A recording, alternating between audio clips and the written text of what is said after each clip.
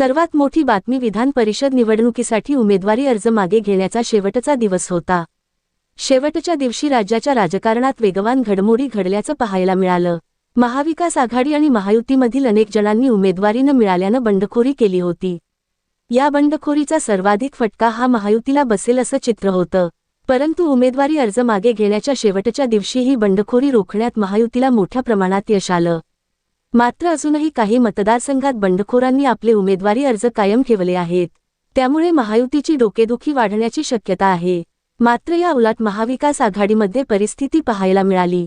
महाविकास आघाडीकडून विधान परिषदेसाठी जे उमेदवार रिंगणात उतरवण्यात आले होते त्यातील काही जणांनी अचानक आज निवडणुकीतून माघार घेतली। याचा सर्वाधिक फटका हा शिवसेना ठाकरे गटाला बसला आहे।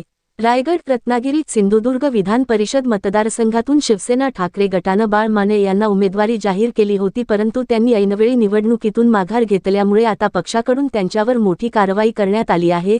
त्यांची पक्षातून तडकाफडकी हकालपट्टी करण्यात आली आहे। तर दुसरीकडे छत्रपती संभाजीनगर, जालना मतदारसंघातून देवयानी डोणगावकर यांना पक्षाकडून उमेदवारी देण्यात आली होती। त्यांनी देखील अचानक आपला उमेदवारी अर्ज मागे घेतल्यामुळे शिवसेना ठाकरे गटाला मोठा धक्का बसला आहे।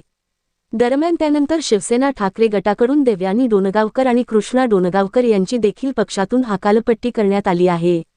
पक्षविरोधी कारवायात सहभागी झाल्याचा ठपका या सर्व नेत्यांवर ठेवण्यात आला आहे। शिवसेना ठाकरे गटाकडून या तीनही नेत्यांची तडकाफडकी हकालपट्टी करण्यात आली।